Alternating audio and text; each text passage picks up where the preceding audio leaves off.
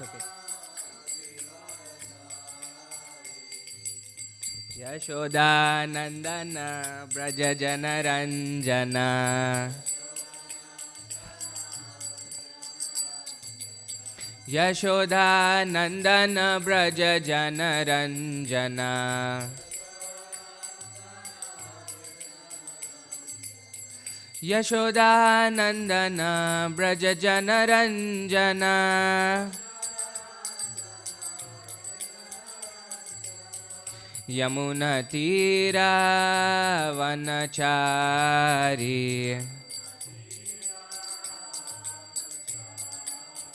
Yamuna Tira Vanachari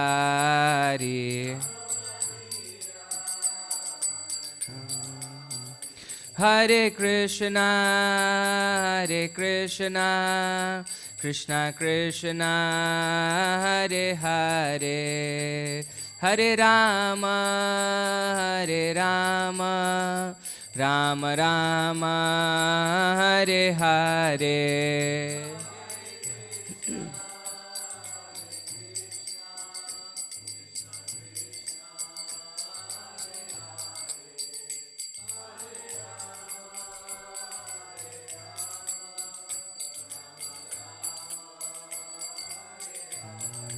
Hare Krishna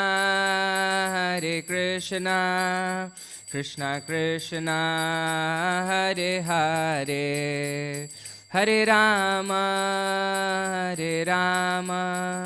Rama Rama Hare Hare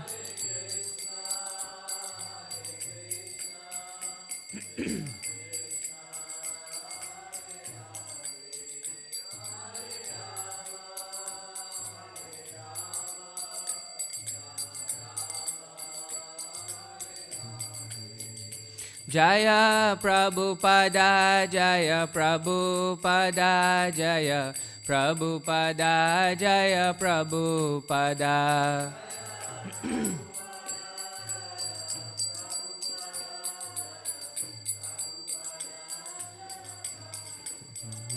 Jaya Jaya Prabhupada Prabhupada Prabhupada Jaya Jaya Prabhupada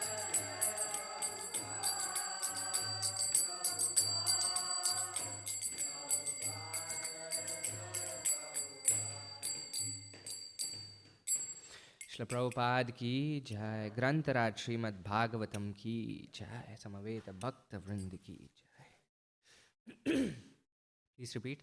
Om Namo Bhagavate Vasudevaya. Om Namo Bhagavate Vasudevaya.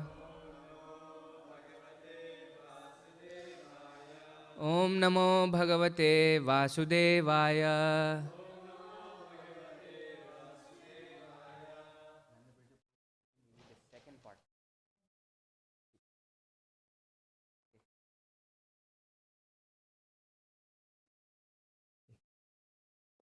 Can you move to the next one? We'll do the prayers together. Narayanam Namaskritya Naram Chaiva Narottamam Devim Saraswatim Vyasam Tato Jayamudirayet. Before, go to that. Before reciting the Srimad Bhagavatam, which is the very means of conquest, one should offer respectful obeisances unto the personality of Godhead Narayana, unto Naranarayana Rishi, the supermost human being, unto Mother Saraswati, the goddess of learning, and unto Srila Vyasadev, the author. Nashtaprayeshu bhadreshu nityam bhagavata sevaya bhagavati uttama shloke bhaktir bhavati naishtiki. By regular attendance in classes on the Bhagavatam and by rendering of service to the pure devotee, all that is troublesome to the heart is almost completely destroyed, and loving service unto the personality of Godhead, who is praised with transcendental songs, is established as an irrevocable fact. 22. Right? Thank you. Om Ajnanatimirandasya Jnananjanashalakaya Chakshurunmilitam Yena Tasmai Shri Gurave Namaha Shri Chaitanya Manobishtam Stapitam Yena Bhutale Swayam Rupa Kadamahyam Dadati Swapadantikam Vandeham Shri Guru Shri Yuta Padakamalam Shri Gurun Vaishnavamsha Shri Rupam Sagrajatam Sahagana Raghunathanvitam Tam Sajivam Sadvaitam Savadutam Parijana Sahitam Krishna Chaitanya Devam Shri Radha Krishna Padan Sahagana Lalita Shri Vishakhanvitamsha He Krishna Karuna Sindho Dinabandho Jagatpate Gopesha Gopika Kanta Radha Kanta Namostute Tapta Kanchana Gaurangi Radhe Vrindavaneshwari Vrishabhanu Sute Devi Pranamami Hari Priye Vancha Kalpatarubhyascha Kripa Sindubhya Vacha Patitanam Pavanebhyo Vaishnavebhyo Namo Namaha Jaya Shri Krishna Chaitanya Prabhu Nityananda Shri Advaita Gadadara Shri Vasadi Gaura Bhakta Vrinda Hare Krishna Krishna Krishna Hare Hare Hare Rama Rama Rama Hare Hare Namam Vishnupadaya Krishna Preshtaya Bhutale Srimate Bhakti Vedanta Swaminiti Namine Namaste Saraswate Deve Gauravani Pracharine Nirvisesha Shunyavadi Paschatya Deshatarine. Okay, we continue with our reading from Canto 4. This is chapter 22, titled Prithu Maharaj's meeting with the four Kumaras. We'll do text 1 through 16 today, and the focus verse is text 15. Okay, so let's start with the translation for text 1. We're beginning the chapter, text 22. I'm sorry, chapter 22, text 1. We'll start with text 1.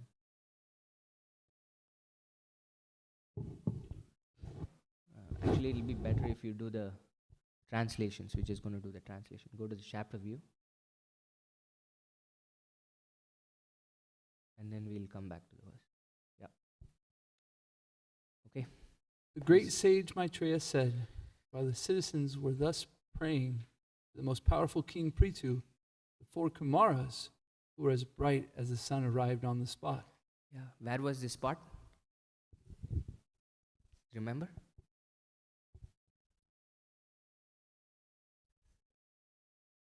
Yeah, it's his kingdom. He's in his assembly, where he came back from the sacrificial arena, and then he's in his kingdom, in his assembly, and then many people have come to visit him, both prominent and common citizens, and then they've been praising him, and he's been giving his reply. And in that situation, you have the four Kumaras come in.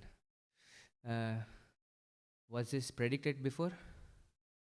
You remember? Yeah.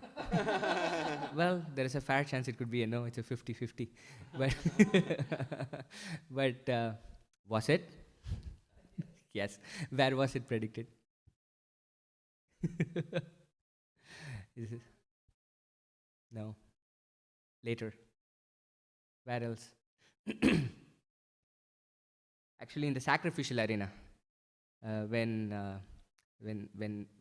Lord Vishnu brought Indra along with him to ask for forgiveness, Lord Vishnu had predicted or told him certain instructions, given him certain instructions, and he said, if you follow these instructions, then you will get the association of saintly devotees like Sanat Kumara. And this is the day of 15s. So our focus verse is 15, but 4:20:15 is the verse where Lord Vishnu actually says this to Prithu Maharaj. We can go back to that verse once we read all the translations, but it's very instructive on what he asked him to do and why he got their association. Okay, let's continue. Seeing the glowing effulgence of the four Kumaras, the masters of all mystic power, the king and his associates could recognize them as they descended from the sky. Seeing the four Kumaras, Prithu Maharaj was greatly anxious to receive them. Therefore the king, with all of his officers, very hastily got up, as anxiously as a conditioned soul whose senses are immediately attracted by the modes of material nature. Yeah. So Bhagavatam uses a completely negative thing to show the urgency of Prithu Maharaj in a very positive way.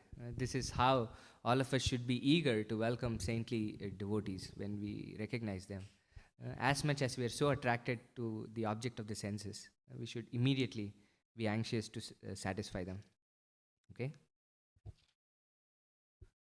When the great sages accepted the reception according to the instructions of the Sastras and finally took their seats offered by the king, influenced by the glories of the sages, immediately bowed down. Thus he worshipped the four Kumaras. Yeah. What was the glory of the sages? Do you know? These four Kumaras? What's so amazing about them? Okay, one thing is they were incredible in their yogic practices. They could stop their aging at 5 years old. Why did they do it? Huh? Yeah. So no material desires in the sense as we age, then our propensity to start enjoying starts increasing. And we're not agitated when we are 5 years old or so. So therefore they decided that we're not going to age above 5 years. Okay, that's one glory, definitely. What else?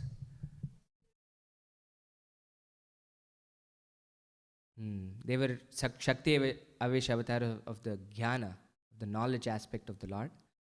Is that all? Yeah. But, okay, they were sons of Brahma. What is most important for us? Does all this, okay, these are all incredible features of any person, right? They're incredible in their yogic practices. They were sons of a great personality. They're, of course, a Shakti Avesh Avatar. Yeah, this was it, right? They were pure devotees of the Lord. And they didn't start off there. We've read where they were, right? They were Brahmavadis. They knew of the supreme, absolute, as something that's all-pervasive. This was their aspect. But then they went to Vaikuntha, and then these 5-year-old boys who thought they'll never get agitated, got agitated. This was their entire purpose of life. I'm not going to age above 5, and I will not get agitated by the sexual energy of this world, right? And then when they go to Vaikuntha, what agitates them, you know? Yeah, the smell, the fragrance that comes from the lotus feet of the Lord that's mixed with the tulsi leaves. It's just too much for them. They just couldn't handle it. And therefore, their conception from Brahman actually progressed to the Bhagavan aspect. That's when they actually became completely aware of the entire complete aspect of the Absolute. And therefore, from that point on, they became pure devotees of the Lord. That's the glory of the Kumaras. And we have 4 sampradayas or lineages through which the message of Krishna is directly propagated. And our lineage is what? Brahma, Madhva, Gaudiya Sampradaya. Our lineage starts from Lord Brahma. Similarly, there are 3 other lineages. The other lineage is called the Shri Sampradaya, which starts from Goddess of Fortune, Lakshmi herself. The other Sampradaya is called the Rudra Sampradaya, which starts from Lord Shiva himself. And the 4th Sampradaya, or the 4th Vaishnava Sampradaya, starts from the Kumaras themselves. They're not ordinary people. They're propagating the message of the Lord in disciplic succession, and they are the beginning of a disciplic succession. So that's how glorious these Kumaras were. And therefore, when Prithu Maharaj saw them, he quickly recognized them for who they were and giving them the reception that was appropriate. Okay? Let's continue. Hare Krishna. After this, Hare Krishna. the king took the water which had washed the lotus feet of the Kumaras and sprinkled it over his hair. By such respectful actions, the king, as an exemplary personality, showed how to receive a spiritually advanced personality. So this is the tradition, that if we have exalted personalities who visit us, we wash their lotus feet and take the water on our heads. And Prithu Maharaj was doing that. Continue. The 4 great sages were elder to Lord Shiva, and when they were seated on the golden throne, they appeared just like fire blazing on an altar. Maharaj Prithu, out of his gentleness and respect for them, began to speak with great restraint as follows. So do we know the story? We have read this actually. Why are they called the elder? They were actually brothers to Lord Shiva, right? How?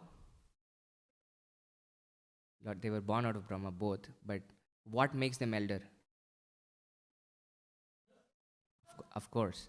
But Lord Shiva's appearance was caused by the Kumaras, right? You remember it? Yeah. Lord Brahma is there and he's trying to create. And therefore, he has these 4 Kumaras and asking them, okay, now you go and start propagating. We need more bodies so that souls can get more bodies. But these 4 Kumaras said, nope, not happening.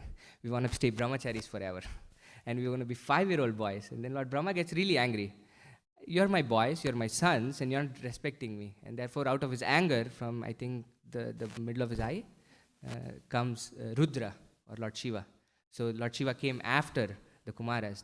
Therefore, the Kumaras are considered to be the elder brothers of Lord Shiva. So that's how they're addressed here. So they came, they were accorded a throne. So it is this tradition that when we have guests, we've read this also a couple of weeks back in Bhishma Dev's behavior.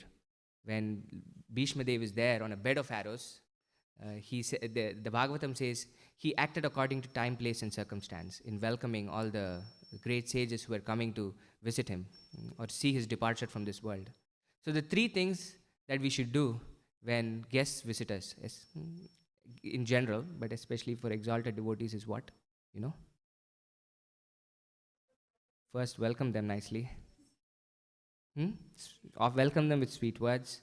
Offer them a nice place to sit. And feed them opulently, if not at least give them water. So here Prithu Maharaj is doing all of that, right? He's bathing their lotus feet and he's now going to gently start offering sweet words to them. He has already offered them a throne to sit on. Okay, let's continue. King Prithu spoke, "My dear great sages, auspiciousness personified, it is very difficult for even the mystic yogis to see you. Indeed, you are very rarely seen. I do not know what kind of pious activity I have performed for you to grace me by appearing before me without difficulty." Yeah.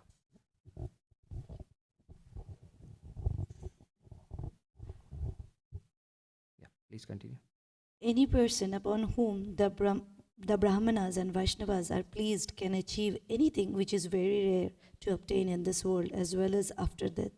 Not only that, but one also receives the favor of the auspicious Lord Shiva and Lord Vishnu, who accompany the Brahmanas and Vaishnavas. So this we sing every day. Do you remember a verse that signifies the same thing?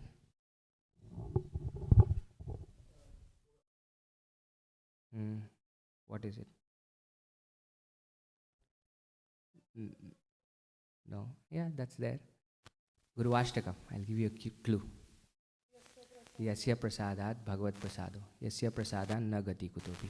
For us to get the mercy of the Lord, we have to get the mercy of the spiritual master or the devotees of the Lord. Okay? This is a known thing for us.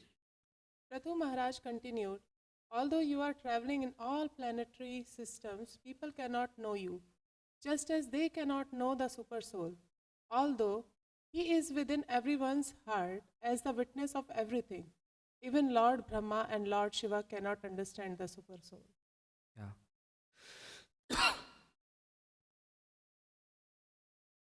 Next verse. A person who is not very rich and is attached to family life becomes highly glorified when saintly persons are present in his home. The master and servants who are engaged in offering the exalted visitors water, the sitting place and paraphernalia for reception are glorified, and the home itself is also glorified. I jumped the gun. Anyway, this is the verse. Prabhupada goes into great detail actually on what we can do even if we don't have any means. Yeah? Yeah. Why don't you read the next 2, Atari? And hold the mic at the top because the transmitter is there in the bottom. Yeah. On the contrary, even though full of all opulence and material prosperity, any householder's house where the devotees of the Lord are never allowed to come in, and where there is no water for washing their feet, is to be considered a tree in which all venomous serpents live. Maharaja Prithu offered his welcome to the four Kumaras, addressing them as the best of the Brahmanas. He welcomed them, saying, "From the beginning of your birth, you strictly observed the vows of celibacy, and although you are experienced in the path of liberation, you are keeping yourselves just like small children."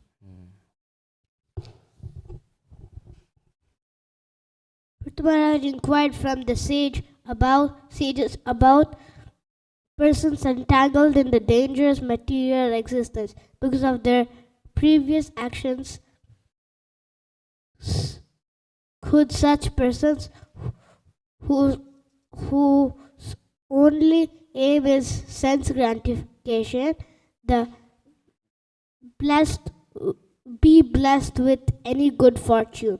Prithu Maharaj continued, "My dear sirs, there is no need to ask you about your good and bad fortune because you are always described in spiritual bliss. The mental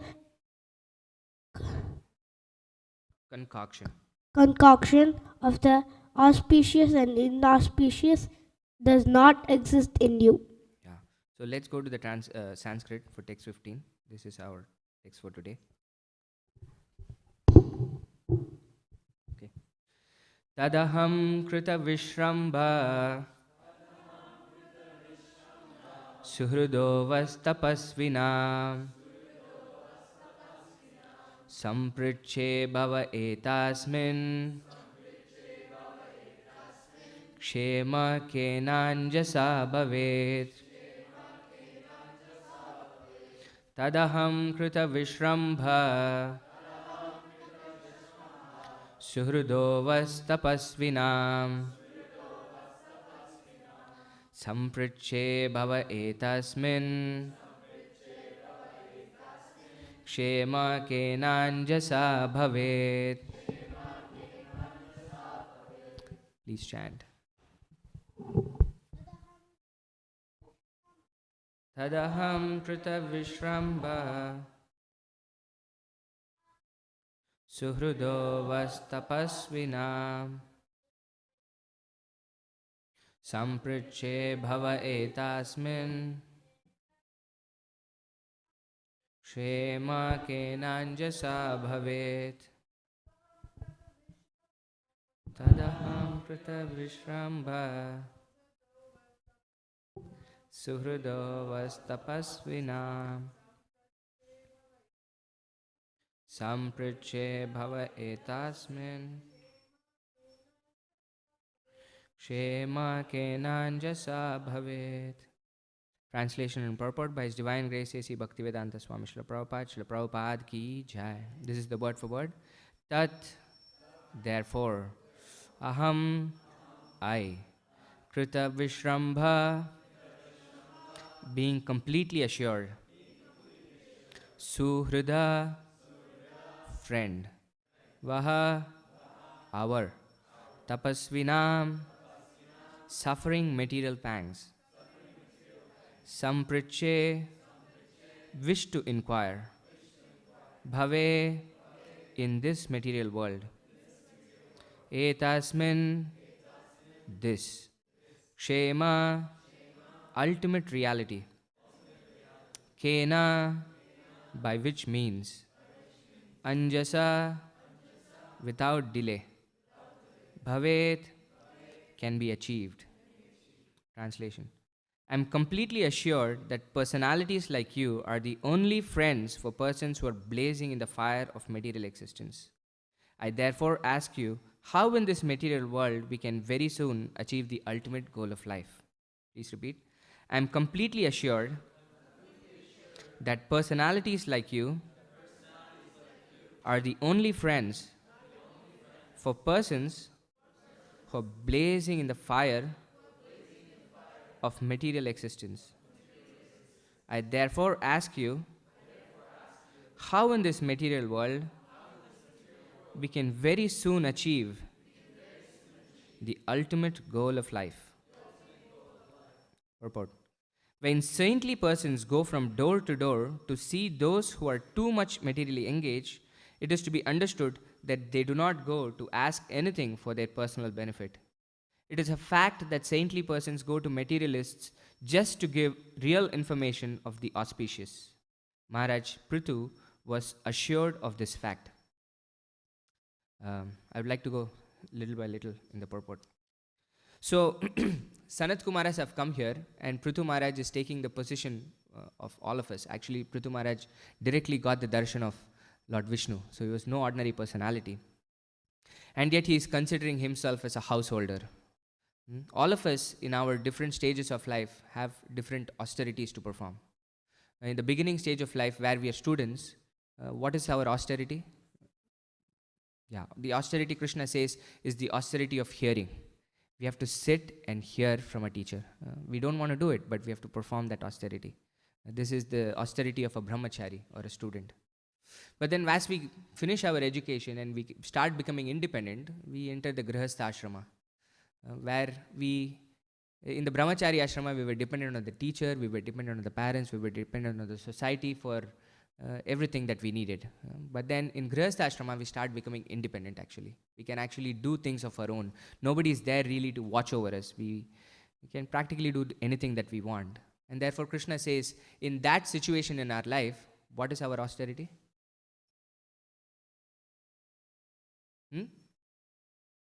No? Sense control. Sense control, this is what Krishna says, is the austerity of a grihastha or a person in the married life. Because practically speaking, they can let go, they can be free and completely start going in the direction of sense gratification, which is the kind of people that Prithu Maharaj is speaking about, because they have no interest whatsoever in spiritual life. Everything that they want to do is to see how I can satisfy my senses. So Prithu Maharaj is asking this question to Sanat Kumaras. And this very qualification is given on why he is asking them. There is a purpose behind why he is asking Sanat Kumaras. Because usually people come to the grihasthas because they are in a position of doing something for others, isn't it? They have money, they have resources, they can actually do things for other people. Therefore, there is always an ulterior motive on why people come to the grihasthas for help. But in case of the pure devotees of the Lord, like the Kumaras, they have absolutely no need for anything from anybody else. The only reason why they come to the houses of grihasthas is so that they can give. And this is what Prabhupada said when he came to America, right? All of us who have come from other parts of the world to America mostly come here for the American dream. We want to get something from America, have a nice life, have a good financial situation or whatnot. So many things that we desire to come to America. But Prabhupada said, I have not come here to take anything. I have come here to give. This is the quality of these personalities who are completely pure devotees of the Lord, is that they are not here to take anything from us. Their only reason for why they come is to give something to us. And especially here we can see that Prithu Maharaj is in a hurry. Prabhupada is saying, I think, or even the translation is saying, that he's not really asking about their welfare initially. So usually when people come, we ask them some basic question like, how are you doing? Is everything okay? But Prithu Maharaj was completely assured of those questions from the Sanat Kumaras, that there is absolutely no question of them being not well or not doing well. So of that he was completely assured. And the other thing that he was looking at was such personalities actually do not stay Such personalities actually do not stay for a very long time in the house of householders. Have we read this before in the Bhagavatam? Yeah. What does it say? Milk a cow. That's how long you get. Think about it. And Prabhupada writes in the purport, about 5 minutes. That's all he says in the purport. That's how much time these exalted personalities are willing to be there in the house of householders or wherever they visit. So therefore, Prithu Maharaj wants to use this time effectively. Therefore, he dives right into the question, and he's very assured that with the Kumaras there is nothing that they're going to need from me. I need everything from them. Therefore, let me. And of that he was thoroughly assured. So from that perspective, he directly delves into this question that he's asking: is that how do we get out of this material existence? This is the question that he's asking here. So Prabhupada continues. Therefore, instead of wasting time by asking the Kumaras about their welfare, he preferred to inquire from them whether he could soon be relieved from the dangerous position of material existence. This was not, however, a question personally for Prithu Maharaj. It was raised to teach the common man that whenever one meets a great saintly person, one should immediately surrender unto him and inquire about relief from material pains of existence. So this is the instruction that Prithu Maharaj is giving us also on how to interact with these saintly personalities. What is it that we should ask them? Should we ask them to, I don't know, so many things we ask when saintly personalities come. Instead of asking what is best for us, what can we do to get out of this material existence? This is so important for us, right? It is so important that these are the first few words that we utter every day in the morning. The first few words that we utter every day in the morning is not glorifying Krishna. It's not even describing the spiritual master. But the first few words that we sing every day in the morning is just the description of where we are. Samshara dhavanala. It's very clear. Okay, don't take it light. You're here in this blazing fire, forest fire. This material world is considered to be that.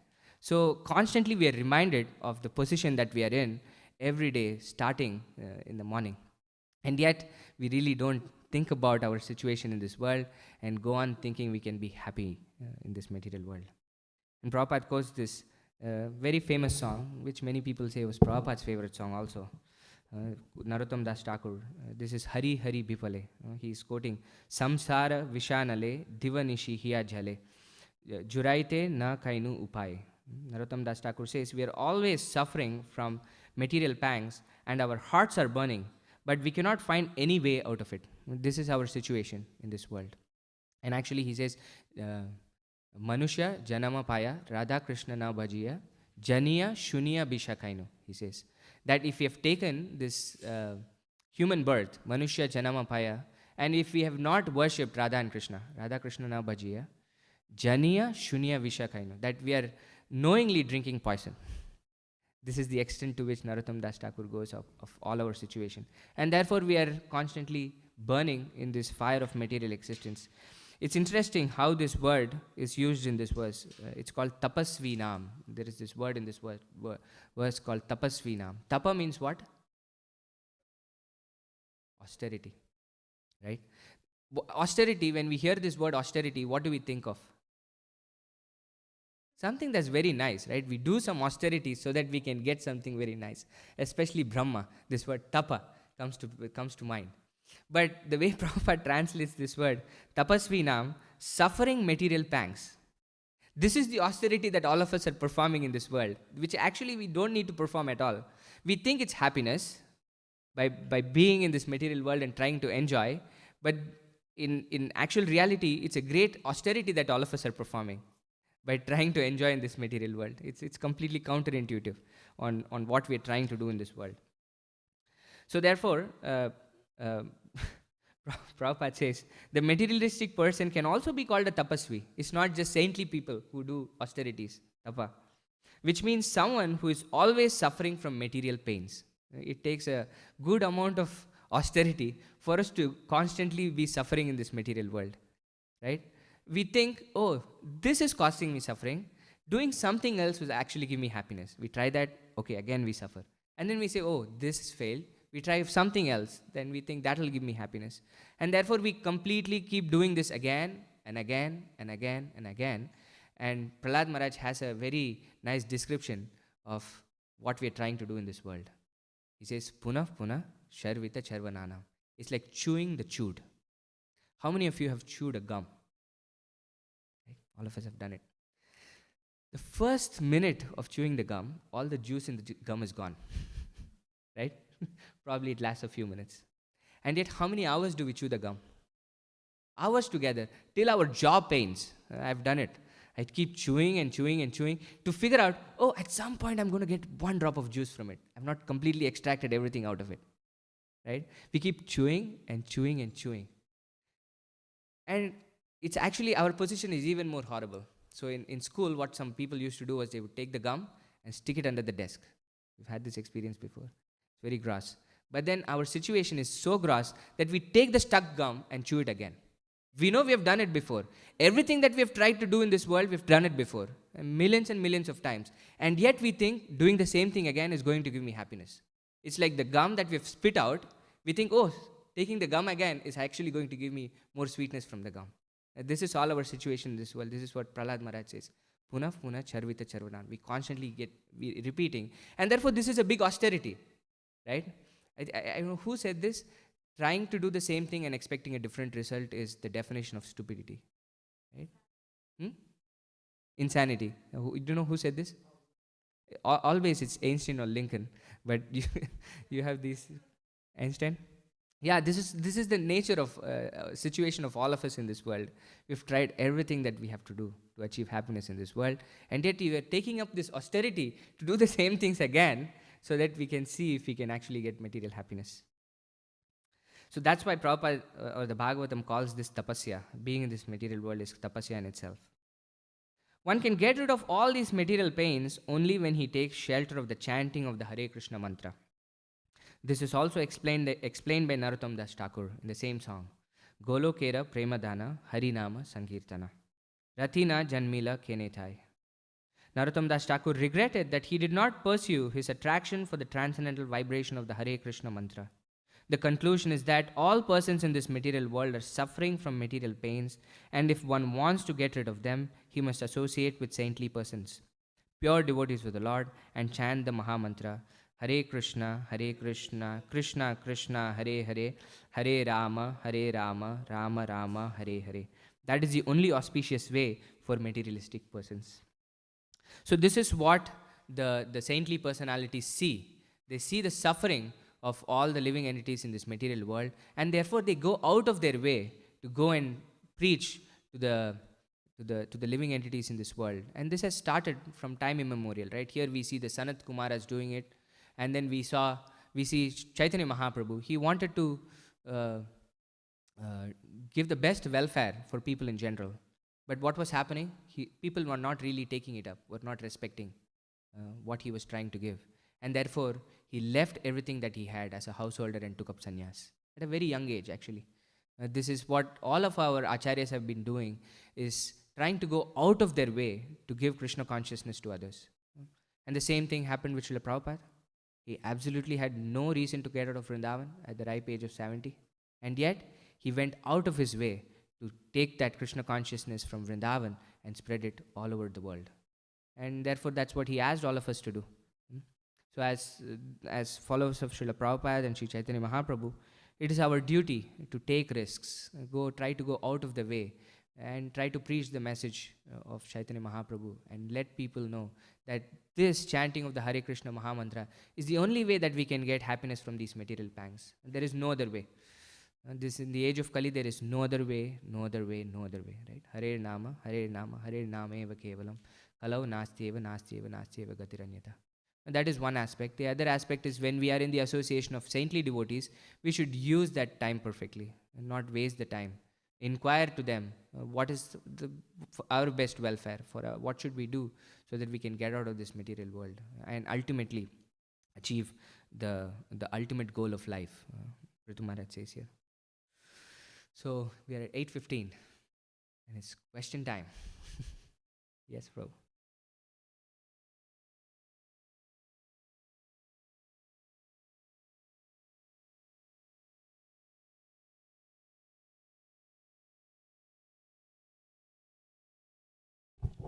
Thank you so much, Prabhu. Hare Krishna.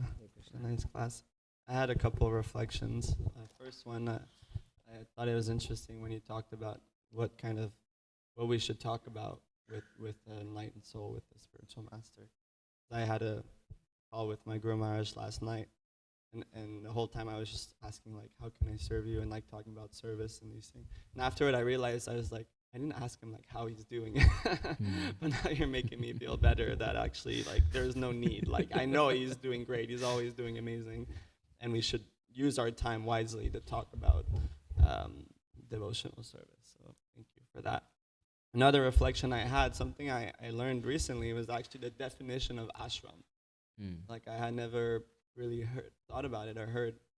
I don't know who it was. I think maybe it was Radheshyam Prabhu. He was saying like, Shrama means like hard work, like materialistic labor, Yeah. and so ashrama, it's like the opposite of that. So whether it's brahmacharya ashram, grihastha ashram, this should be a place that where we get relief from the material pains Yes. of the material world.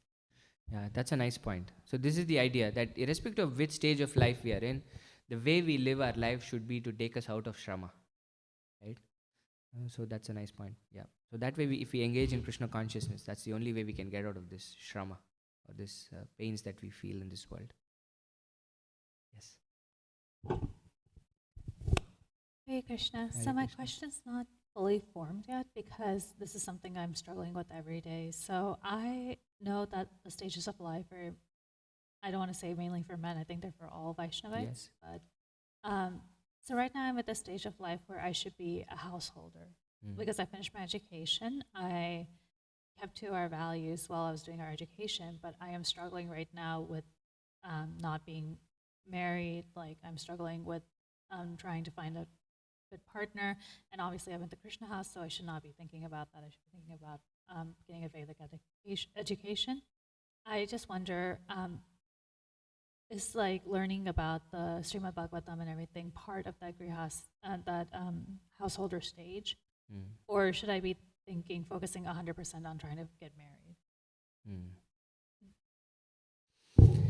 Yeah. So actually, irrespective of which stage of life we are in, we have to read Srimad Bhagavatam. So it's not a mutually exclusive thing. That okay, we are at the student life and we get done with Bhagavatam and it's done. That's not how it works. Or bhakti in general. Everything that we're doing in life is so that we can practice devotional service. So that's one thing. So you don't have to really worry about that aspect. And especially when you're practicing devotional service, Krishna says, Neha Bikramanasosti Pratyavayona Vidyase Swalpam Apyasya Dharmasya Trayate Mahatobayat. So all of us in this world, like we were discussing, have many times taken birth, gotten married, lived a life, had children, done whatever we had to do, and died. And we've done this again and again and again and again. But you can see that just because, may I ask you, what is your education? What is your education? I finished my master's. Masters, right? So you have your masters now. So you're born again in your next life, and you're 5 years old, ready to go to school. Can you continue from your masters? No. This is the nature of every endeavor that we try to do in the material world, is that it is completely destroyed at the end of the life, right? But even a little bit of bhakti that you do, Krishna says, Krishna carries it throughout. That never diminishes. Swalpam apyasya dharmasya. Even little bit you practice devotional service, that never goes away. Think about it. So therefore Prabhupada many times would say, sacrifice this one life and go back home, back to God. I'm not asking you to do it. You have to decide for yourself what you have to do. But it's not a mutually exclusive thing, is what I would say. Grihastha ashrama and study of Bhagavata. Being like that. Does that make sense? Yeah. And of course, you should, if you really want to get married, try to ask your mentors for how you should do it and take, because it's a very personal thing. You should inquire it from people that know you better, who think for your welfare, and then decide on that basis. Yeah. Okay. Any other questions, comments, or thoughts, or reflections?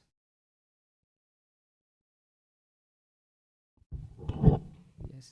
Adding to that question, I guess you could say, what is the goal of ashram life for somebody who's in brahmacharya, brahmacharya, like, in that ashram?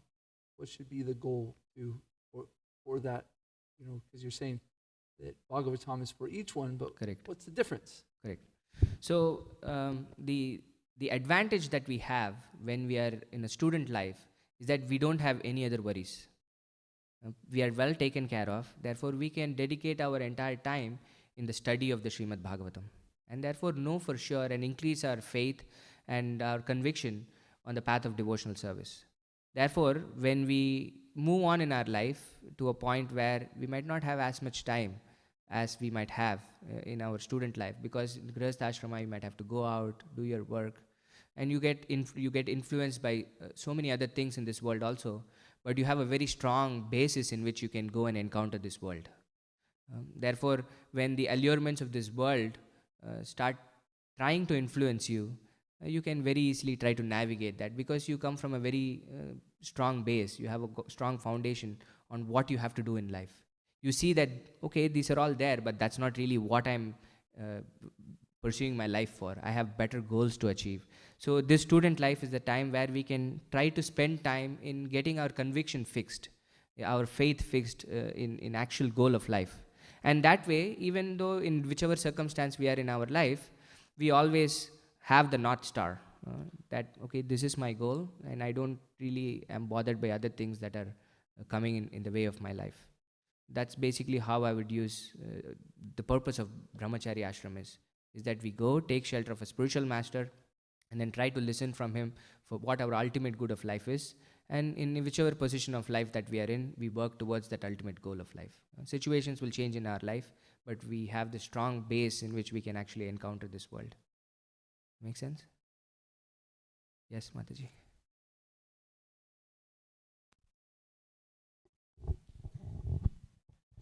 Yeah, and one other point I wanted to add in the meantime is we have developed this through this inquiry of what our goal of life is. We also develop many other qualities in the Brahmachari ashram that will actually help us in the Grihastha ashram. One of the austerities of Grihastha ashram that we spoke is sense control, right?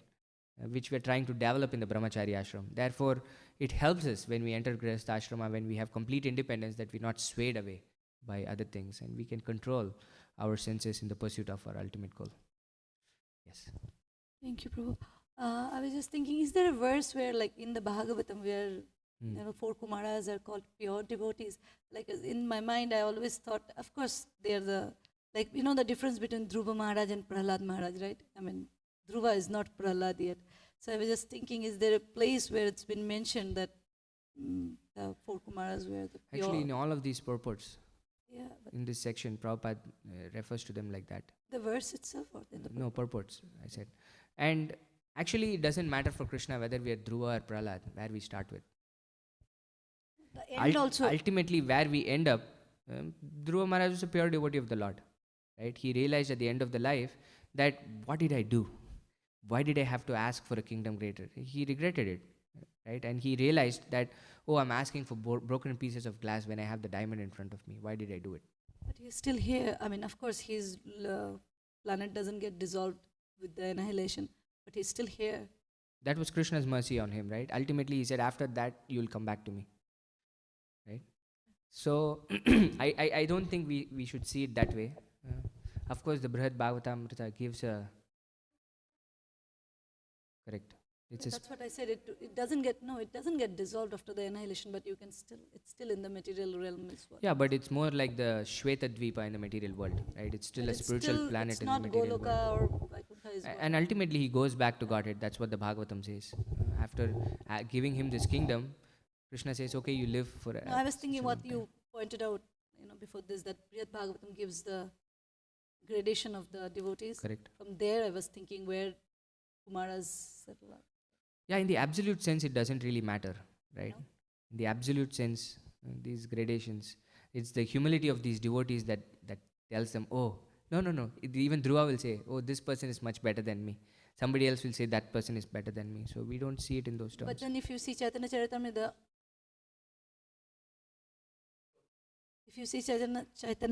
it's still, based on the gradation, and that's still called gopis are the best. Yeah. So from there.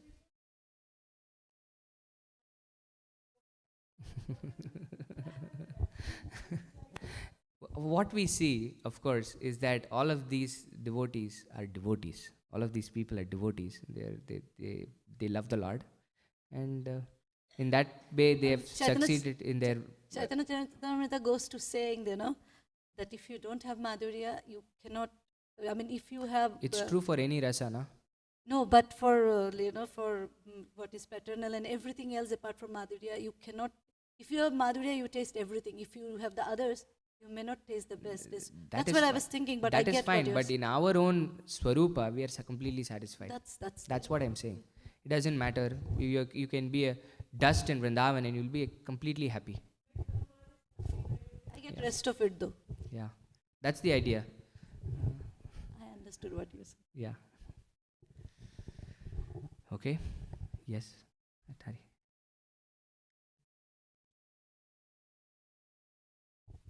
No, him.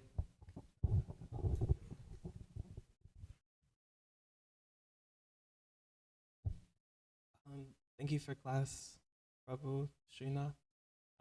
My question has to do with like, we often talk about like physical sense gratification, but I'm aware that I'm still suffering from like the subtle senses, like the mind, intelligence, ego.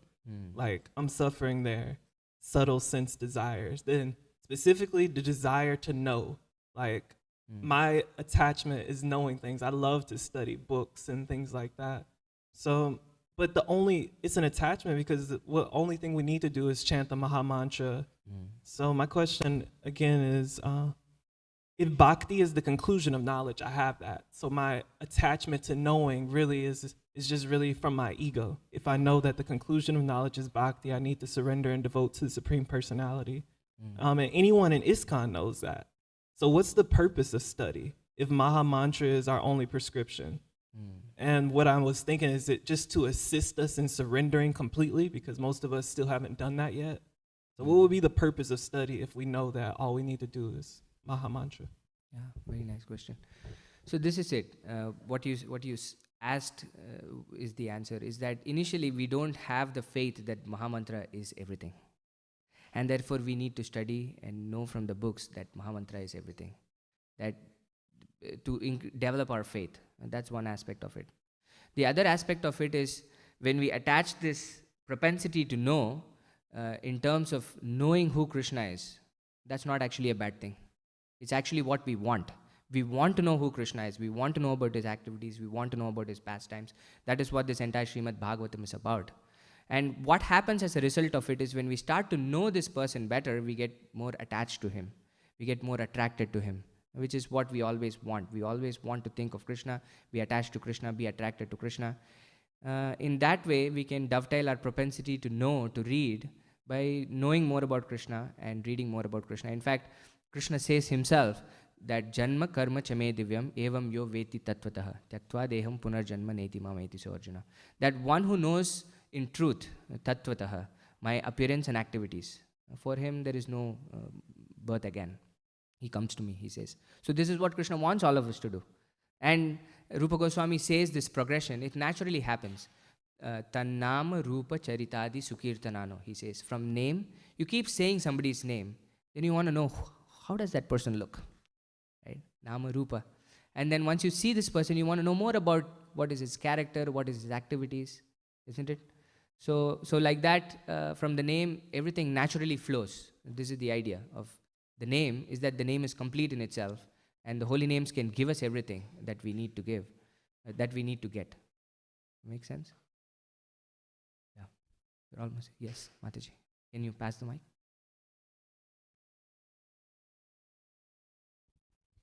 I just wanted to mention another reason why it's important to study, even though we could just chant Hare Krishna and, it's the life of all transcendental knowledge and all that, is because like Krishna says in the Bhagavad Gita, how above the sense objects are the senses, above the senses of the mind, above the mind's intelligence, above the intelligence is the soul. So that's the hierarchy of our situation here in the material world. But most of us are doing things upside down and have been doing so for lifetimes. So we're thinking that, the senses are the boss, and then the mind is just accepting and rejecting on the basis of what the senses want, and then the intelligence is just engaged. It's basically been usurped by the mind to just come up with schemes and plans for enjoying the senses. And then the soul is just basically just asleep and inert and, not living its true life. So we need to reverse that. We need to put the soul back in charge and use the intelligence to control the mind, and use the mind to control the senses, to engage the senses and the objects of the senses in the service of the Lord. But the problem is that our intelligence is weak because of operating like this for so long, that we're in the situation of Yeah, Krishna says, Bhagavad Gita says, Hrityajnana, that our intelligence, our knowledge has been stolen. Yeah. Stolen by material desires, or Maya Paritagyan, stolen by Maya. So we need to fortify our intelligence. And so when we study, that's what we're doing. We're making our intelligence strong, so that when the intelligence is strong, then it can actually take charge and take charge of the mind. So when the mind is like, running here, with the senses, then the intelligence can be like, wait a minute. And with our intelligence and with the philosophical transcendental knowledge we've gained from studying Shastra, we can preach to our minds, we can preach to our senses, we can, get the situation under control with very strong reasons and arguments. And we can also help others to be able to control their minds and control their senses with good, sound, logical, philosophical reasoning. So if we don't study, we don't necessarily have that. And because we're not chanting the holy names purely yet, Correct. then it's not enough. Yeah. And when you were saying it, I was also thinking that this is what all of us are tasked to do, right? The Vedanta Sutra says, Atato Brahma Jignasa. You please try to inquire about the Absolute. And nobody is saying to be very passive in our life. So this inquiry is part of our progress. And then this inquiry is necessary for us to do it from the scriptures, precisely for this reason that our mind and intelligence, our senses are faulty. And this is what Prabhupada says. So therefore we go to a source that is actually completely faultless. And when we act on that perspective, then all our actions are perfect. That way we avoid repetitive failures and trying to figure this one out or that one out by our own endeavor. That way also. Yes.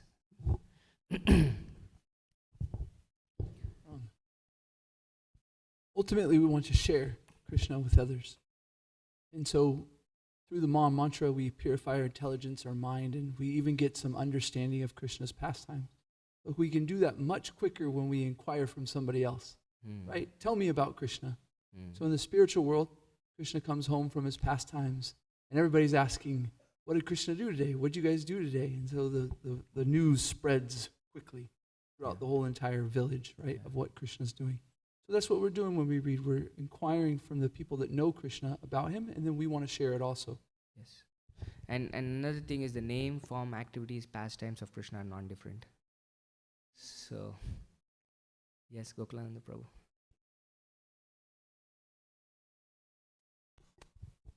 Everybody gave a wonderful explanation. I'll add one more angle to it. Yes. Like Prabhupada says, religion without philosophy is sentimentalism, right? So what we do, why do we do, right? That has to be taken into account. Otherwise, sentimentalism cannot last for a long time. So we may chant Hare Krishna sentimentally, okay, but then it won't last. So there has to be proper philosophical understanding as to why do I chant, why do I need to chant, and how do I continue chanting. Yes, wonderful. Just want to add How are one. we doing with time?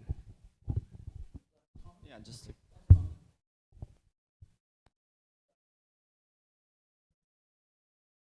quick. Or should we give her because you had a chance? Hare Krishna. Hare Krishna.